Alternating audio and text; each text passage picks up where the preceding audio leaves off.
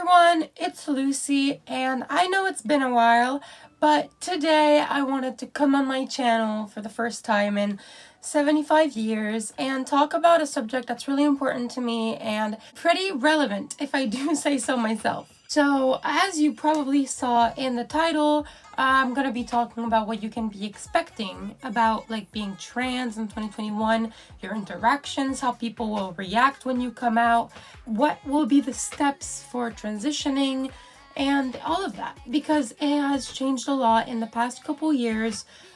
Going from something totally frowned upon that you could get arrested or worse, killed for, or more recently, but still people hated on trans people for just being themselves. And so it's only very recent that people started accepting and normalizing being trans. But even so, in my experience, I still have to deal with a lot of transphobic comments, even as a passing cis woman. I passed, and I know not a lot of people in the trans community have this luck, or at least not everyone. And so I think it's not fair that our society still judges those people as not what they want to be.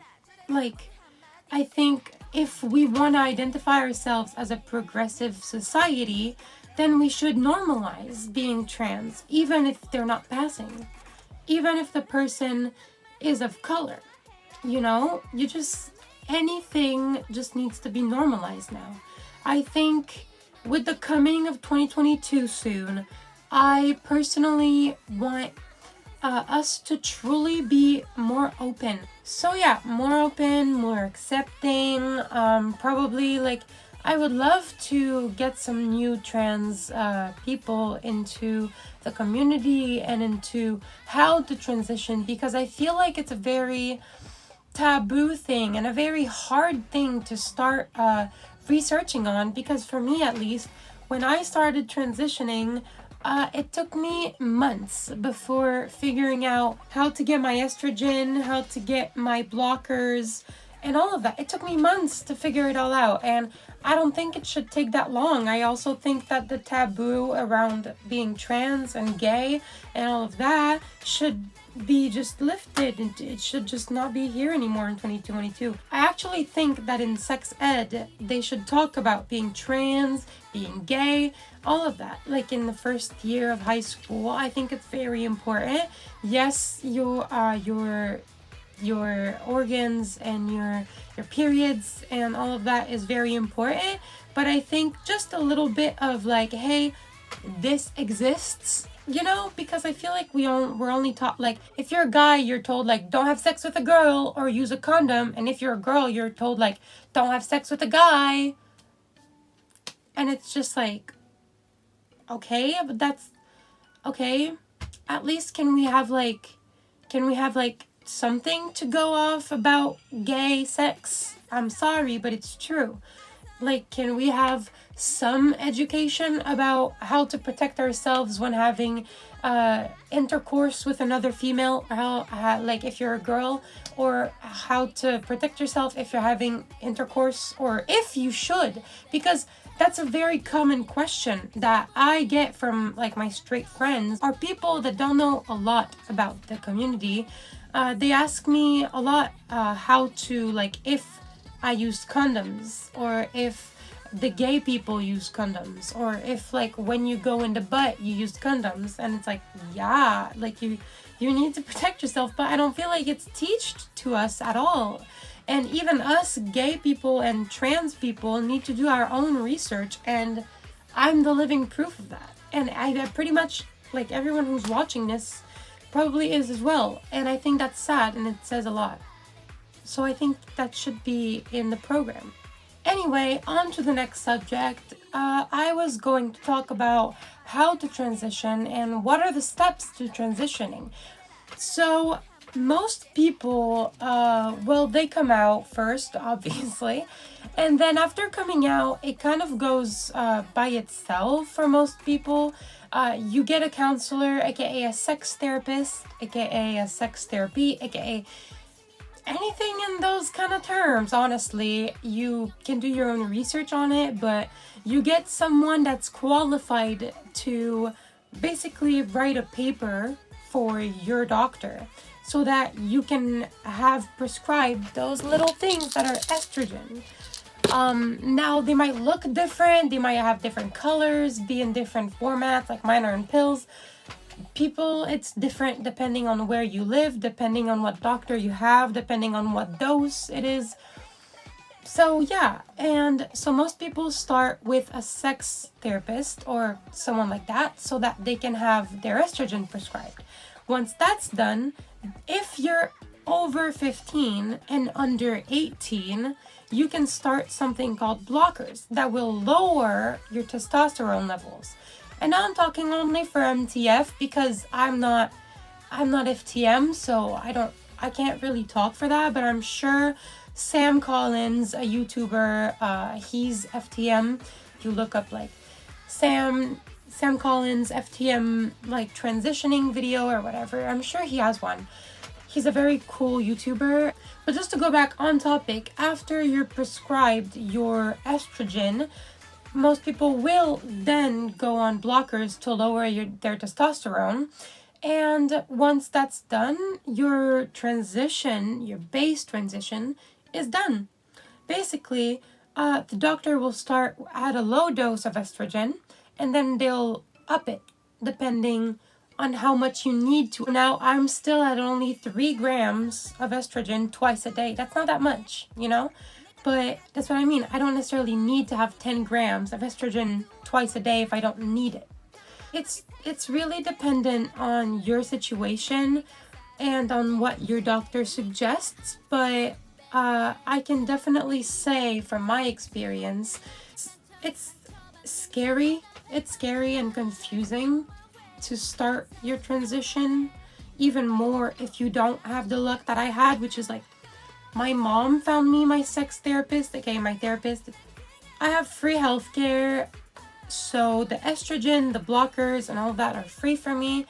But any other part, like I said, that isn't part of the basic transition, like breast implantation or any surgeries that I might want to feel more feminine, are not guaranteed. Like, they're not paid off by the Canadian government here. So that is still a downside, but I get it. It's cosmetic surgery. At least the rest, like estrogen and the needed things to feel more feminine, are paid for. So that's really cool. And so yeah, I think that this closes that part of the video and explains the steps of transitioning pretty well.